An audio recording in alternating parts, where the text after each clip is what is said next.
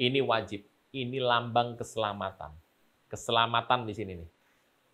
Jadi kalau Anda ditebus, Anda akan bangkit. Ini lambang gereja. Jadi gereja itu hidup kita sekarang ini lambangnya cuma 1 dari 7, 1/7. Penuaian. Yang 3 terakhir ini, lambang mengenai sorga, akhir zaman. Ini 3 Sampai sini oke Bapak Ibu? Saya mau cerita sebentar. Tuhan ngasih begini, dilakukan. Orang Yahudi taunya cuma yang merah ini saja. Pokoknya merah ini. Ininya nggak dapet. Ini dapat nih. Ini. Ya liturgi. Tanpa ada perasaan ngerti liturgi. Tapi Tuhan mau ngomong sesuatu di sini. Dan kalau Anda ngerti ini, kenapa sih saya seringkali mengkaitkan belajar akhir zaman dengan sejarah dari Yahudi? Ya karena saya tadi cerita, Bapak Ibu, Tuhan kalau sama orang Yahudi, sama Kristen beda. Kalau sama orang Kristen, Tuhan itu bisa marah kapan saja, berkati kapan saja. Tapi sama orang Yahudi, ada satu gambaran garis besar waktu yang berulang. Tangganya nggak pernah bergeser. Contoh, Tuhan itu cerita buah sulung. Buah yang dipetik pertama kali, dipersembahkan sama Tuhan. Buah sulung. Buah sulung. Tangganya 17 Nisan. Saya bagikan cerita Bapak Ibu. Tuhan kalau menyelamatkan orang Israel, Yahudi, dari hamba-hambanya, dari kematian, diselamatkan dari kematian, tangganya ini. Masih ingat Nuh? Banjir pembunuh, banjir besar, killing wave. Dia masuk ke sana. Wah, ngeri sedap Bapak Ibu. Tiba-tiba pada tanggal 17 bulan Abib itu Nisan. Terkandaslah bahtera. Saya bukan mendaratlah, bukan terkandas, nggak enak ya. Di pegunungan Ararat tanggal ini. Abib, Nisan, artinya apa? Semi. Moshe membawa orang Israel keluar dari Mesir, depannya laut, belakangnya Firaun, pasti mati.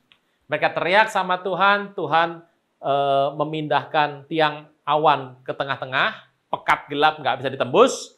Akhirnya Musa memimpin bangsa Israel masuk Laut Teberau, itu laut terbuka 5 km minimal. Iyalah Bapak Ibu, 3 juta Yahudi bisa nyebrang dalam waktu 9 jam, itu minimal 5 km. Nah, kalau cuma dibuka 5 meter besarnya, gang senggol Bapak Ibu, bisa mati semua orang di sana. Masuk ke sana, tangga kaki Musa waktu menginjak Laut Teberau, tangganya 17 Nisan. Yosua selesai membawa Israel ke tanah Kanaan, Tuhan berkata, mana selesai ya, nikmati mana terakhirmu, karena setelah ini kamu nggak makan manaku lagi, kamu akan makan yang terbaik dari negeri tanah Kanaan. The best of the land. Engkau akan makan. Tanggalnya berapa? Ya ini. Bapak Ibu tebak baik-baik. Tuhan Yesus bangkit dari kubur tanggal berapa? Untuk bicara keselamatan, tanggalnya ini lagi. Jadi Tuhan itu kalau selamatkan orang Yahudi, tanggalnya ini. Kalau kita jangan Bapak Ibu, Anda bisa bayangkan kalau Anda mengalami bencana, teriak, Tuhan tolong nyawaku. Tuhan berkata, belum tanggalnya. Bisa repot urusannya. Akibatnya, beres semuanya. Tanggalnya sama. Kita ulang, tanggal ini. 6 bulan Siwan, Pentekost, artinya apa? Penuaian. Tuhan bawa Musa naik ke Gunung Sinai untuk mengatur bangsa Israel, dan mereka semua dalam kondisi yang parah menyembah berhala. Tuhan berkata, Moshe, umatku menyembah berhala, tanggung jawab kamu. Wah, Musa stres sekali. Tuhan kasih Musa adalah the 10 Commandments, 10 perintah Allah, intisari dari semua kitab Torah diberikan kepada Musa untuk aturan resmi yang mengubah bangsa ini supaya tunduk sama Tuhan. Kapan dikasihnya? Tanggal 6 bulan Siwan. Bapak Ibu, Anda bisa melihat yang namanya peristiwa 6 bulan Siwan, Roh Kudus dicurahkan di loteng atas. Di atas. Yerusalem turun. Kapan tanggalnya? 6 bulan Siwan. Tanggalnya tidak pernah berubah. Kalau lepas dari dosa, dikasih aturan baru yang lepas dari gaya hidup yang lama, semuanya 6 bulan Siwan. Berikutnya. Tetapi kalau Anda melihat, tanggal ini berulang. Jadi tanggal tuh bersama terus, Bapak Ibu, berulang terus. Orang Yahudi percaya, alam semesta diciptakan Tuhan, tanggalnya ini. 1 Tisri. Anda bisa bayangkan. Adam keluar dari taman di Eden, menginjakan kaki di muka bumi. Tanggalnya 1 Tisri. Anda bisa bayangkan ini Bapak Ibu cerita ini. Jadi terhadap orang Israel, Tuhan tuh berulang kali menggunakan pola yang sama.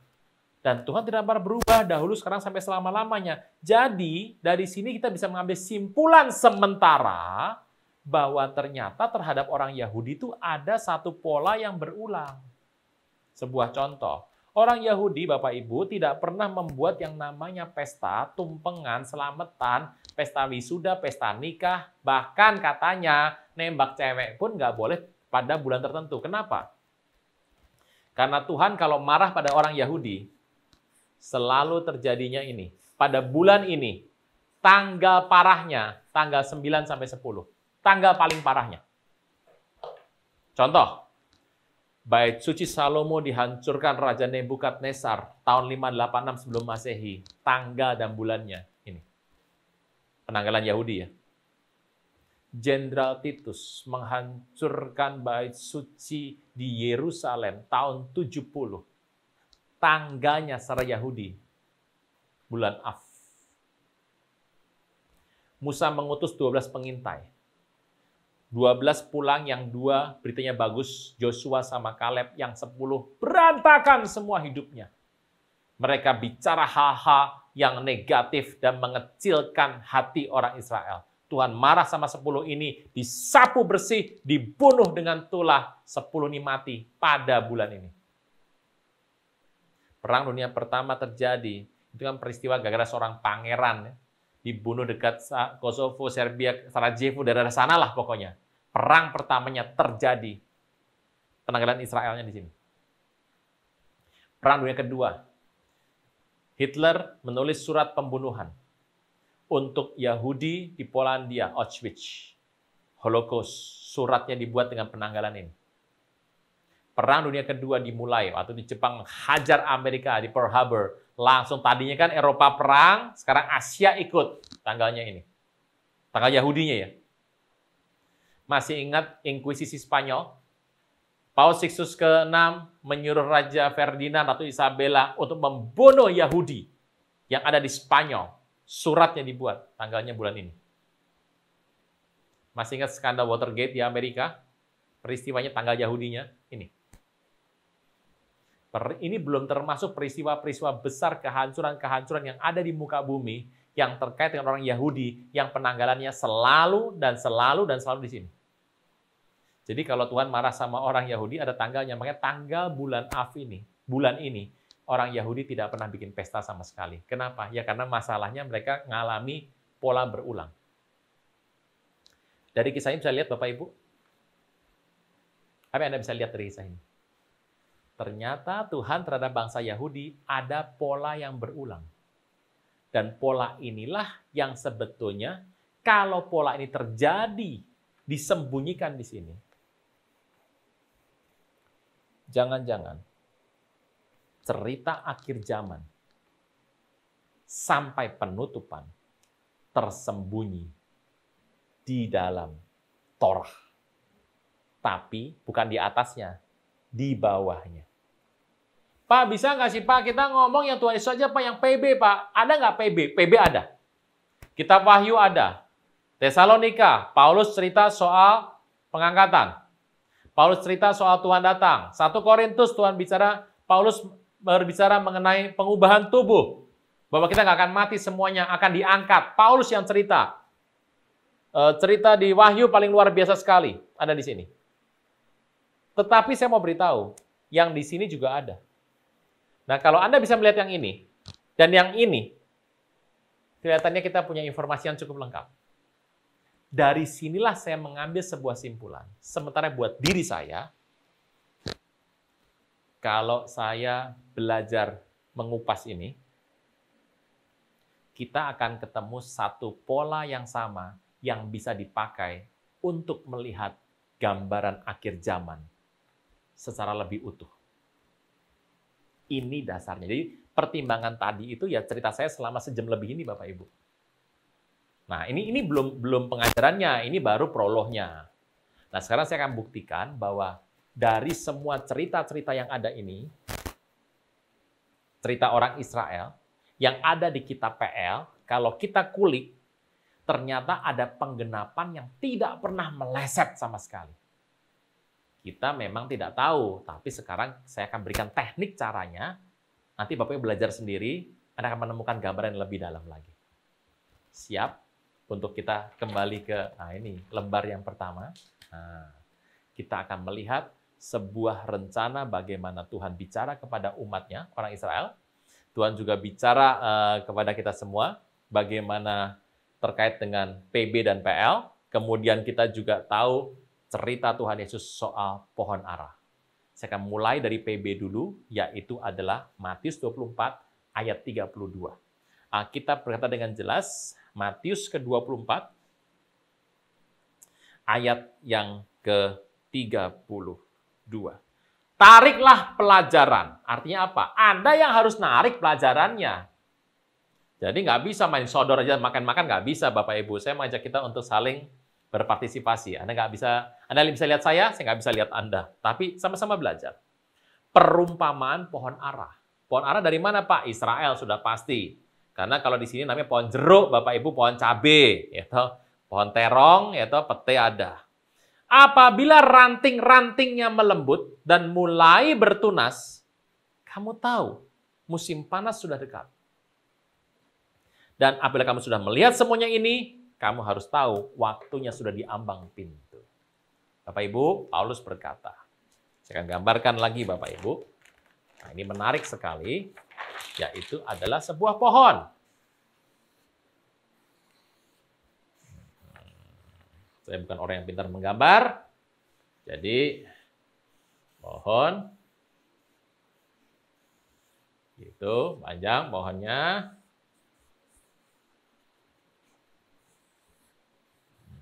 Ya, jelek, tidak bagus, yang penting Bapak bisa mengerti kisahnya. Ini ada begitu banyak pohonnya. Ya, yang penting bisa tahu. Tentu saja di sini ada ranting yang lain, dan Tuhan berkata, inilah pohon.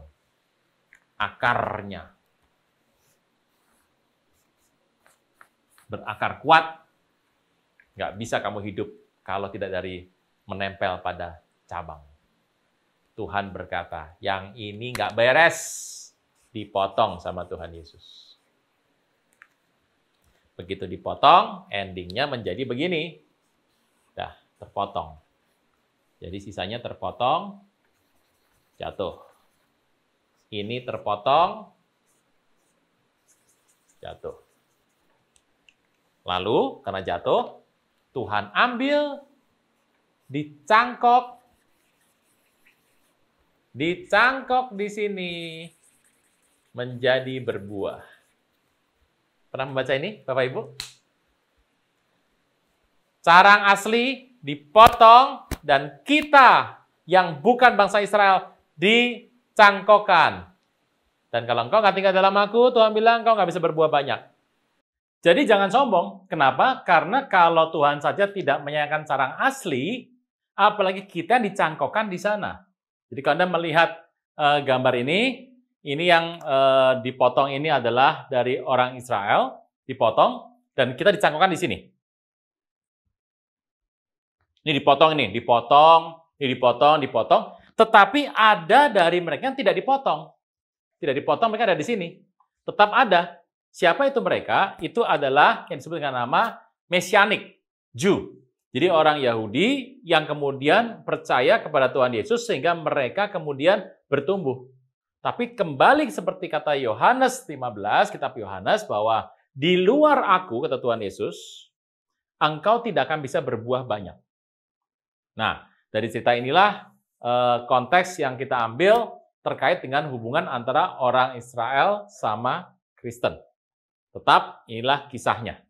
Nah, dari sini kita akan belajar melihat, setelah kita tahu semua ini, lalu bagaimana kita mempelajari soal akhir zaman. Bapak Ibu, dari kisah yang saya bicara dari awal, dari tadi tentang hari raya, kemudian kita bicara mengenai pohon, kita bisa melihat ternyata ada sebuah benang merah pola yang Tuhan sedang bicara sama orang Israel. Dan kalau di sini, mereka mendapatkan ini, Torah, tapi ada sisipannya yang mereka tidak bisa buka. Karena yang bisa buka ini adalah nanti digenapi semuanya dalam Tuhan Yesus. Nah, apabila sudah bertobat, saya sudah bertobat, terima Tuhan Yesus, dan kemudian kita menggali yang ini, maka kita menemukan mutiara-mutiara yang ada. Nah, kisah-kisah ini, semua yang ada ini, kisah ini, semua berarti Tuhan sedang bicara mengenai sebuah pola, sebuah benang merah yang tidak berubah. Penanggalan-penanggalan terhadap orang Yahudi, bukan orang Kristen, selalu tanggalnya sama. Jika kita melihat akhir zaman dengan pola ini, ke depan kita akan bisa melihat gambaran yang lebih luas, gambaran yang lebih besar lagi, sehingga kita bisa melihat, oh ini toh sebetulnya yang Tuhan sedang siapkan bagi kita semua. Karena ini dalam Torah, pemberian langsung, itu disimpan, disisipkan begitu banyak mutiara-mutiara yang tersembunyi. Nah, yuk kita lihat. Jadi kita belajar pertama dulu, seperti kita akan kembali pada yang awal. Kita akan melihat sebuah sejarah dari bangsa pilihan dan bagaimana cara Tuhan menggenapinya. Kita sudah lihat bagaimana hari raya. Jadi terhadap orang Kristen bisa kapan saja, tapi terhadap orang percaya, orang Israel ada hari yang terus bergerak dengan sama. Kita sudah bahas juga mengenai bagaimana hubungan antara PL dan PB, Yesus dan hukum Taurat. Perbedaannya. Kita sudah bahas juga mengenai pohon ara yang tadi. Kalau sudah mulai bertunas, tarik pelajaran. Anda harus menarik pelajaran tersebut.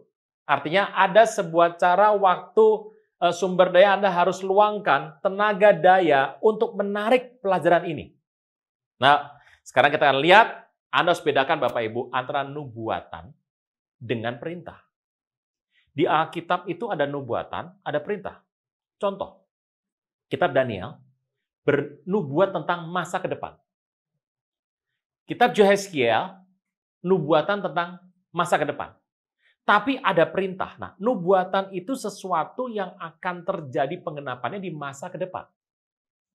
Kalau perintah itu sesuatu yang ada hari ini, atau perintah yang sudah diberikan, itu terjadinya pasti. Pasti. Kalau nubuatan harus tafsir lagi tuh.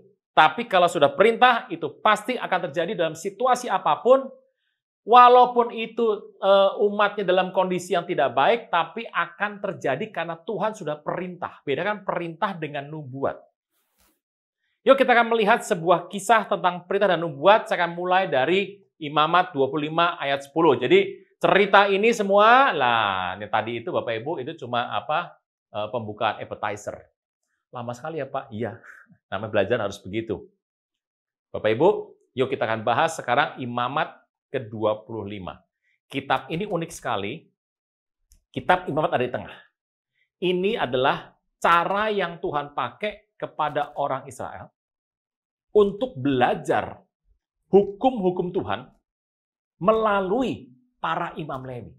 Jadi Lewi mendapat pengajaran, dia harus bertugas mengajar pada semua orang Israel. Yang lain boleh beternak, boleh bertani, berkebun, tapi yang namanya Lewi belajar firman Tuhan untuk kelak dalam hidupnya, itu akan mengajar bangsa Israel. Imamat 25. Kita masuk di sebuah cerita yang luar biasa, yaitu Sabat dan Yobel. Nah, sebelum kita mulai, saya akan cerita sebentar soal Sabat dan Yobel. Ini kapan mulainya, Pak? Sebentar. Harus sedikit bersabar. Sabua itu artinya adalah 7. Jadi di Alkitab ditulis setiap 7 itu selalu bicara mengenai Sabat. Sabat itu Sabua artinya adalah 7. Hari Sabtu, Sabat, Sabtu itu adalah 7 artinya. Nah, tahun Sabat itu artinya tahun ke-7. Jadi orang Israel punya tahun yang adalah 1, 2, 3, 4, 5, 6, 7. Ini Sabat. Tetapi ada tahun berikutnya adalah 8, 9, 10, 11, 12, 13, 14. 14 juga Sabat. Kenapa? Ini tahun ke-7. Tetapi kalau ini sudah berjalan terus, 7, 14, 21, 28, 35, 42. Kalau 49 bagaimana? Ini sudah Sabat ke-3, Sabat ke-4, Sabat ke-5, Sabat ke-6, Sabat ke-7. Kalau 7 saja sudah kudus, berarti kalau 7 yang ke-7 itu namanya super kudus. Itu tahun yang betul-betul harus ada perayaan yang sangat luar biasa. Nah, tahun ini disebut sebagai tahun 7 kali 7 alias 49. Ini namanya Sabat Besar. Sabat Besar. Nah, tahun ke-50 dikenal dengan nama Yobel, tahun pembebasan. Nah, setahun sebelum Yobel, di mana ada Sabat Besar, ini yang Anda sering kenal dengan nama Semoth atau Semita. Kata Semoth, Semita Anda sering baca sebetulnya di Alkitab. Cuma mungkin ucapannya agak sedikit beda. Anda bisa lihat di kitab Keluaran. Keluaran dalam bahasa Exodus, dalam bahasa Yunani, Exodus, Keluaran dalam bahasa Inggris, itu ditulis dalam bahasa Ibrani Semoth. Kata Semoth ada Semita. Semita itu artinya adalah Sabat yang besar. Itu 49. Dan tahun 7 dan 49, dua jenis tahun ini, yang ini, setiap 7, dan kelak yang ini adalah sebuah perayaan yang luar biasa. Orang kenal nama pembebasan. Kenapa bebas, Pak? Karena utang aja langsung lunas loh Bapak Ibu. Wah, ini yang suka berhutang sudah senang sekali mendengar kisah ini, tapi celakanya kita nggak bahas ke sana Bapak Ibu. Oke, yuk kita lihat sebentar Imamat ke-25, yaitu ayat yang ke-10. Firman Tuhan berkata dengan jelas sampai ayat ke-13. Kamu harus menguduskan, kata menguduskan artinya memisahkan, membuat berbeda, memperlakukan berbeda, different treatment, berbeda, tahun yang ke-50. Jadi setelah 49, Sabat Besar, yang ke-50 dikenal dengan nama yang indah, tahun Yobel, memaklumkan kebebasan, melepaskan, kata Keluaran itu melepaskan artinya, di negeri itu bagi segenap penduduknya. Itu harus menjadi tahun Yobel bagimu. Jadi tahun kelepasan, pembebasan, pemulihan, engkau dikeluarkan dari semua yang jahat, dan kamu harus masing-masing pulang ke tanah miliknya dan kepada kaumnya. Pulang kembali ke tanah milik kepada kaum. Ini bukan nubuatan, ini perintah Bapak Ibu. Tahun yang ke-50 Yobel harus jadi tahun Yobel bagimu, jangan kamu nabur. Apa yang tumbuh sendiri dalam tahun itu jangan kamu tuai. Pokok anggur yang tidak dirantingi jangan kamu petik buahnya, karena tahun itu adalah tahun Yobel, haruslah itu kudus bagimu. Jadi kita memandang tahun itu harus berbeda. Itu kata Tuhan kepada orang Israel. Hasil tahun itu hendaknya kamu makan harus diambil dari ladang. Dalam tahun Yobel itu 50, setelah 49 50 tahun berikutnya, kamu harus masing-masing pulang ke tanah miliknya. Ya, kalau di kita pulang kampung setahun sekali, kalau yang punya duit 2 kali, 3 kali, 4 kali. Kok Pak, saya tiap minggu pulang kampung. Saya nggak ngerti bagaimana ada hidup luar biasa sekali. Teruskan. Jadi Anda ada saat ini adalah pulang ke rumah masing-masing. Perhatikan kata pulang.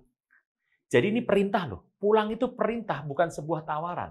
Luar biasa sekali. Nah, saudara Tuhan bicara mengenai pulang. You shall return. Saudara Tuhan, kalau kita bicara pulang, coba baca sebentar kitab. Di muka bumi ini, kitab ini banyak. Saya nggak tahu kitab besar apa kecil. Yang saya tahu cuma ada 3 kitab besar. Yang pertama adalah kitab Torah. Yang tadi tuh, Torah, Nevi'im, Ketubim, namanya Tanak. Yang kedua PL, ketiga PB. Kalau saya bilang PL, berarti adalah sama dengan yang ini, tapi awalnya adalah Kejadian, endingnya Maleakhi. Kalau yang di sini, awalnya Kejadian, endingnya 2 Tawarikh. Kalau ini, startnya adalah Matius, endingnya adalah Wahyu. Bukan Wahyu Siombing, Bapak Ibu, Wahyu saja. Oke, kita lihat. Ini adalah Kejadian, Maleakhi. Yang ini adalah Matius, yang kemudian adalah Wahyu. Yang ini Kejadian, endingnya adalah 2 Tawarikh. Mari kita lihat, Alkitab selalu bicara mengenai pembukaan yang sama dan penutupan yang sama. Ini sama ya, jadi saya nggak akan bahas ya. Hidup manusia menurut konsep Alkitab, startnya adalah keluarga. Tutupnya pulang ke hidupnya masing-masing. Saya ulang, pembukaan semua kitab adalah keluarga. Ending dari semua kitab ini adalah kembali ke habitat.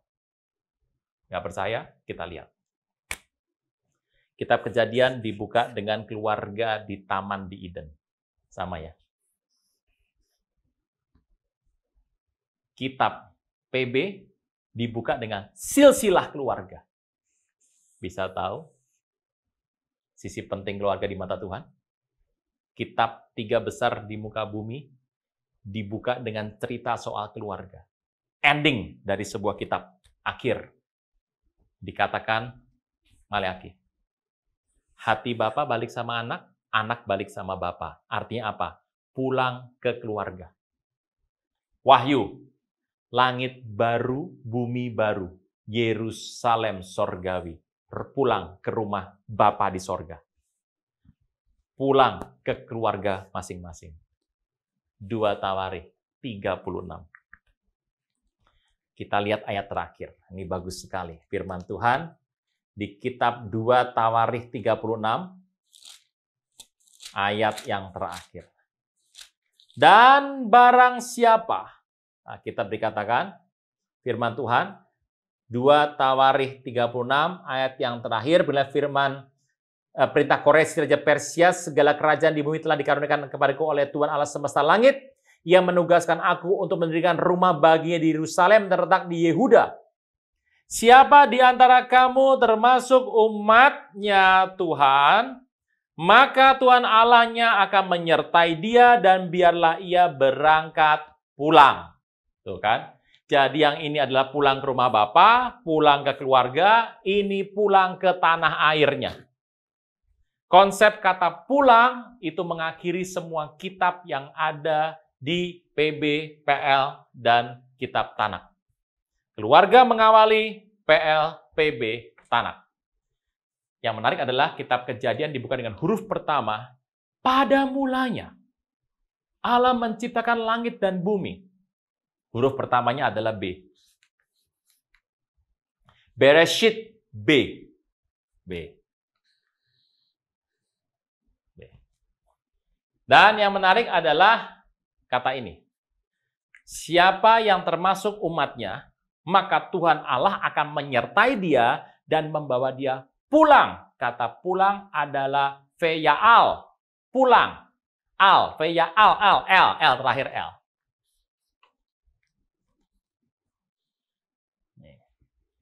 L. Terakhirnya L. Jadi pertanyaannya sekarang, kalau ini Bapak Ibu baca dari kanan ke kiri kan bukan dari sana ke sini bacanya. Ini bacanya dari sana ke sana. Ini adalah lab. Lab itu artinya adalah hati. Hati. Nah, itu dia. Lab itu artinya adalah hati. Dan saya berdoa Bapak Ibu mengerti arti ini. Bapak Ibu, hati. Oke. Saya berdoa Bapak Ibu ngerti arti ini, hati. Jadi seluruh isi yang ada di Tanak, belum di sini, karena orang Yahudi tidak terima PB, mereka cuma terima yang ini. Dibuka dengan B, endingnya L, kalau Anda baca kebalik namanya hati. Seluruh isi dari PL ini adalah hatinya Tuhan. Teman-teman di sini, Bapak Ibu Saudara sekalian pasti tahu. Orang tuh kalau dekat, curhat. Curhat tuh apa sih? Isi hati dikeluarkan. Hati manusia itu isinya rumit sekali. Pola pikir, cara pandang, pendapat, wawasan, keinginan, harapan, semua kekecewaan, semua tumplek di sini. Dan itu yang saya katakan tadi, bahwa cerita mengenai bahwa yang namanya Tanak. Orang Yahudi melihat dari luar, di dalamnya ada mutiara tersembunyi. Sampai sini oke ya, Bapak Ibu? Nah, kata dua tawarikh ini berangkat pulang. Ini kisah yang sama dengan yang tadi saya cerita, Imamat 25 ayat 10 dan sampai 13. Saya kembalikan lagi. Dikatakan bahwa you shall return. Dalam tahun Yobel, kamu akan pulang. Bahkan cuma akan pulang. Kamu kudu pulang, kamu wajib pulang. Ini perintah. Dan saya beritahu, kalau sudah perintah, itu harus terjadi entah bagaimana caranya. Dan kita mau melihat Tuhan berkata, kamu akan pulang.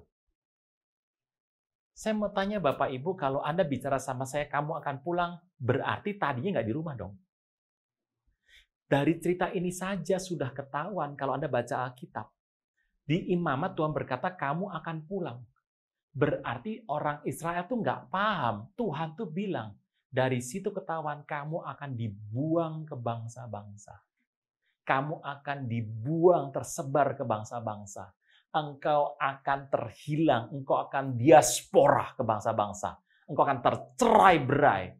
Harusnya waktu orang Israel mendengar kata ini, mereka langsung bertobat. Kalau bertobat, bisa berubah perintahnya. Tapi mereka bilang santai. Dengan cerita ini santai sekali. Kenapa? Ya, kondisinya ya silakan aja. Mereka lupa kalau Tuhan berkata, kamu akan pulang. Tadinya berarti Anda akan tersebar. Kenapa tersebar? Salahnya sendiri. Makanya hidup kekristenan itu bukan tipe hidup yang tercerai-berai loh, terbuang. Saya nggak tahu bagaimana hidup Anda hari ini. Sambil belajar ini, saya mau cerita sedikit. Kalau Anda merasa hidupnya tercerai-berai, hidupnya terbuang, terdiaspora, lepas dari akarnya, engkau dalam pengembaraan hari ini, saran saya cepat pulang. Kenapa? Karena Tuhan memanggil kita untuk segera pulang. Nah, saya sedang bahas dari sisi Yahudi dulu ya. Yuk kita buktikan bahwa ternyata kalau Tuhan sudah bilang sebuah perintah, akan digenapi dengan cara yang dapat dihitung dengan perhitungan yang jelas. Nah, saya berusaha membuka cerita ini. Saya berusaha untuk menguak cerita ini. Sedapatnya seperti yang Tuhan beritahu kepada saya. Tapi kalau nggak dikasih tahu, ditutup, ya angkat tangan. Kita tidak boleh melebihi, melampaui apa yang tertulis. Yang terbuka untuk manusia, yang tersembunyi milik Tuhan. Yuk kita akan lihat yang namanya pulang. Nah, kembali pulang itu sebenarnya ditulis dalam bahasa Ibrani adalah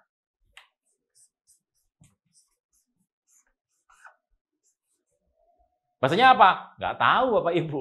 Karena gini, aksara Ibrani itu konsonan semua. Vokalnya cuma 2. Alef sama Ain. Nggak usah dihafal Bapak Ibu, kalau lupa, ya Anda klik lagi channel ini. Aruna Wirjo Lukito, Anda klik lagi acara ini yang namanya sebagai nama E-Wisdom. Anda klik lagi. Nanti Anda akan belajar lagi kan, sekarang bisa dimundurkan, bisa di rewind, bisa di forward, lebih enak. Aksara Ibrani menggunakan yang namanya adalah konsonan. Huruf vokal itu ada di Ain dengan Alef yang pertama. Beda sama orang-orang Hawaii itu vokalnya banyak, konsonannya sedikit. Anda bisa bersyukur jadi orang Indonesia hari ini, karena kita punya konsonan dan vokal 5, A, I, O, E, O, ada 6 sebenarnya. E sama E, nah gitu juga sekalian. Bisa bagus sekali. Nah, kata tasuwu ini menariknya di kitab Imamat 25 ayat 10 sampai ke 13, itu ditulis dengan 4 huruf Ibrani. Nah, sekalian kita belajar nih. Taf.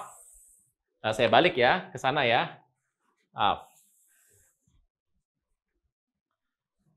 Shin.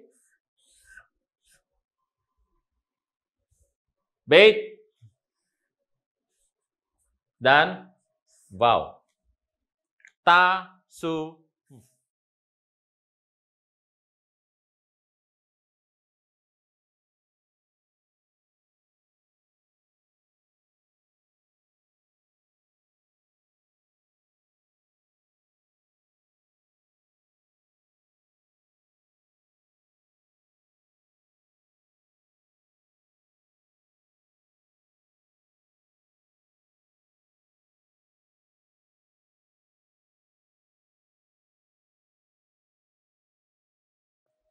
Tasu. Ada. Gimana ngomongnya Pak? Anda makan kerupuk dulu, sudah nanti agak sedikit serak, Anda baru ngomong tasu. Gitu. Repot. Ini kita tahu angkanya, karena huruf Ibrani beda sama huruf Latin dan aksara di Indonesia. Indonesia menggunakan hurufnya Latin, angkanya Arab. Rom itu angka sama huruf sama. Yunani, angka sama huruf sama. Ibrani, angka sama huruf sama. Sebuah contoh saja. Pembelajaran, sekalian Bapak Ibu, supaya jangan sampai salah. Orang Romawi, huruf itu, dari semua huruf, yang ada angkanya cuma ini. 1, 5, 10, 50, 100, 500, 1000. Ya, itu zaman SMA, Pak. Iya, saya juga lupa. Kok ingat, Pak? Kan di syuting. Beda. Ini ada 7. 1, 5, 10, 50, 100, 500, 1000. Kalau Anda mengatakan angkanya adalah 7, orang Romawi nggak punya 7. Punyanya adalah 5 sama satunya 2 kali. 9, nggak ada 9. Kalau mau 9, ya 10 dikurangi 1. Jadi angkanya harus dari yang besar ke kecil. Kalau angkanya terbalik seperti ini, artinya ada minus. Misalnya 40. 40 ya 50 ditambah 10. 60 gimana? 60 ya begitu. Septuaginta, Pak. Ya ini, Septuaginta ya itu. Gitu. Bisa ya? Ya, yang bunyi ya angkanya ini. Kalau Indonesia beda. A sampai Z, angkanya Arab. 1, 2, 3, 4, 5 itu Arab semua, Bapak Ibu. Nah, ini kita lihat. Orang Ibrani, setiap huruf ada angkanya. Ini adalah 400. Ini 300. Gitu. Yang ini adalah 2. Yang ini adalah 6. Bet kan 2, Vav kan 6. Kalau Anda jumlahkan, ini adalah totalnya 708. Anda suka angka, ya saya nggak mengajar Anda untuk kemudian pasang ini di nomor buntut Bapak Ibu. Tidak, itu dosa besar. Dari sini ketahuan bahwa Tuhan itu waktu bicara, you shall return. Kamu akan pulang. Menggunakan kata tasuf. Kata tasuf itu artinya adalah pulang, tapi angkanya 708. Dari cerita ini, yuk kita lihat. Kapan sih perintah Tuhan di Imamat 25 itu digenapi? Kapan digenapinya? Kapan bisa pulang tuh kapan? Yuk, kita akan lihat sebentar. Sesuai Tuhan, Anda kan belajar bahwa budaya Ibrani itu sampai ke bangsa-bangsa. Makanya orang Ibrani sebetulnya tidak terlalu suka menulis kata ribuan. Tidak. Mereka punya kebiasaan kata ribuan itu disembunyikan. Jadi kalau misalnya mengatakan, Anda kan sama saya juga sama. Contoh nih Bapak Ibu, kelak kita akan bahas tahunnya, tapi tidak sekarang ya. 5781. Ini adalah tahun Ibrani. Hari ini 27 September. Anda lihat ya sudah masuk tahun Ibrani segini. Ini nulisnya 5.000 yang pertama itu seperti ini. Kemudian 700, masih ingat? 700 adalah begini. Kemudian ada yang 300. 80 itu adalah begini. Ditambah ini. Nah, ini 81. Tetapi kita tahu orang Ibrani tidak suka menulis angka ribuan. Mereka biasa menggunakan angka itu adalah 2 yang terakhir. Anda pun seperti itu. Contoh ya, lagu kebangsaan. 178 tahun 45. Anda nggak mungkin ngomong begini, 178 tahun 1945. Pemain drumnya pasti marah sekali itu. Ketukannya berantakan, Anda dilempar stick drum. Tapi dari sini ceritanya adalah orang Ibrani menggunakan 2 angka terakhir. Sama kayak kita, Anda kalau ngetik menulis tanggal hari ini adalah 27 garis miring, 9 garis miring, apostrofi 20. Kenapa? Anda belajar itu polanya. Tetapi dari sini ketahuan, mereka seringkali dalam angka ribuan suka menyembunyikan. Jadi orang Ibrani kalau bicara mengenai angka ribuan, mereka suka menyembunyikan angka ribuan tersebut. Atau kalau tidak menyembunyikan, digeser dengan spasi, satu spasi.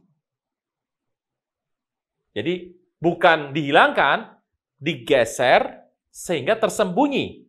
Tetap ada. Yuk kita lihat bagaimana menghitung angka 708 ini.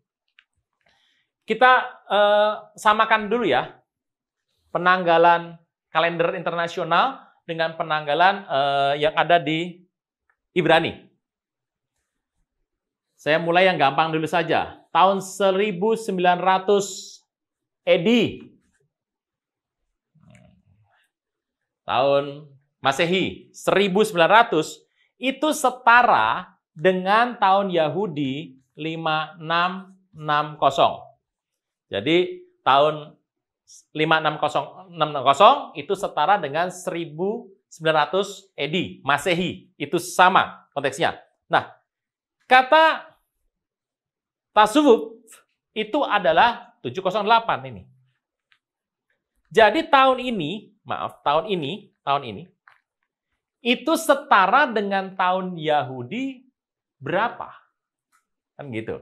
Ini berarti kan sekarang adalah ambil 3 angka ya. Ini ambil angkanya begini. Jadi kalau sekarang ininya 708,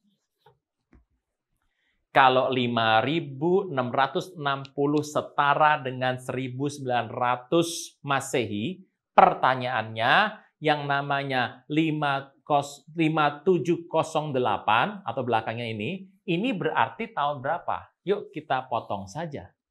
Ke atas ya Bapak Ibu ya, ke atas. Yaitu adalah ini dikurang ini. Ini dikurang ini, angkanya adalah 48. Jadi kalau 5660 setara dengan ini, maka kalau yang namanya belakangnya 5660 itu setara dengan 9 begini, maka 5708 akan setara dengan ini. Sekarang saya mau tanya balik Bapak Ibu. Ada peristiwa apa tahun ini di dunia internasional? Jawabannya adalah 14 Mei 1948 adalah kemerdekaan Israel. Tuhan sudah bilang ya. Tasawuf 708 tuh mau bilang gini, aku perintahkan pada tahun 708 engkau pasti pulang ke tanahmu. Ternyata begitu tahun 708, ini kan tadi cuma sebagai contoh saja nih. Faktor kita di sini ya, utamanya. Pada tahun 708, engkau pasti akan pulang ke tanahmu. Terjadi? Yes, terjadi dengan luar biasa. Terjadi banget tidak? Nah, Anda pasti bilang gini, Pak, yang namanya 708 itu macam-macam loh, Pak. Ada 708, Pak. Ada 1708, Pak. Ada 2708, Pak. Ada 3708, Pak. Ada 4708, ada 5708. Pertanyaannya, Pak. 708 yang mana? Tahun ini, tahun ini, tahun ini, tahun ini, tahun ini, atau tahun ini? Yang dimaksud Imamat 25 ayat 10. Ini bacanya Bapak Ibu nih ya. Ini bacanya semuanya adalah tasawuf semuanya nih. Tasawuf, tasawuf, tasawuf, tasawuf, tasawuf, tasawuf semua. Kan Anda bilang gini, ya Bapak sebentar dong. Jangan ngomong tasawuf dulu. Ada 6 pilihan nih. Ada 6 pilihan. Jadi kira-kira yang mana yang tasawufnya itu adalah yang pulang? Kan kita sudah sepakat yang ini tadi. Yuk, kita buktikan ya, bahwa Alkitab tidak pernah salah. Sebetulnya ada disimpan di situ, cuma mungkin kita tidak bisa mencarinya. Dan orang Israel pada zaman itu juga mungkin merasa tidak bisa melihat dengan jelas. Dari mana ini bisa muncul angka 5 ini? Karena kita sepakat tadi, yang dibahas tasawuf cuma ini. Ini belum ada. Jadi Anda pasti bilang, Pak, sebentar, jangan cepat-cepat bilang 5 dulu, Pak. Bapak mau masuk ke sini, jangan-jangan Bapak sedang cocok logi memasang angka ini, Pak. Nanti dulu dari mana angka ini muncul. Oke. Saya ceritakan bahwa gaya orang Yahudi itu adalah suka kalau ribuan, dia menyembunyikan yang namanya huruf. Bukan dihilangkan, tapi disembunyikan, digeser beberapa spasi, digeser beberapa, dilongkap beberapa huruf. Sebagai sebuah perlambang, menyembunyikan angka ribuan. Saudara Tuhan, memang nggak ada di Alkitab ini, tapi saya mengajak kita untuk melihat kepada kitab Tanakh dari pola versi Ibrani modern. Kalau kita melihat kitab Imamat 20 dari yang namanya Ibrani modern, Anda akan kaget sekali, ternyata yang namanya tazawuf ini, ternyata sebelum ini, di depannya ada dua vav. Ada dua vav. Wow. Atau Anda bisa nulisnya begini, boleh. Gitu. Pak, akhir zaman dong, Pak. Iya, kalau Anda akhir zaman ada yang gambarnya begini, ya toh. Vav, vav, vav. Vav, vav, vav. Sama dengan berapa nih, Pak? 6. Cocok logi, Pak. Nanti kita bahas di channel ini, Bapak Ibu, jangan sekarang. Asal Bapak Ibu mengerti saja. Jadi ternyata kalau Anda membaca kitab tasawuf, kan 708. Tapi kalau Anda membaca dari kitab Tanakh untuk Ibrani modern sekarang ini, Anda akan kaget sekali, ternyata ada satu huruf vav yang disembunyikan. Jadi kata tasawuf dalam Imamat 25, 10, 13, itu ada satu huruf vav yang tersembunyi dari kata ini. Jadi ada dua vav di sana. Berarti sebetulnya Tuhan mau bilang, dalam kitab tasawuf dikatakan adalah seperti ini.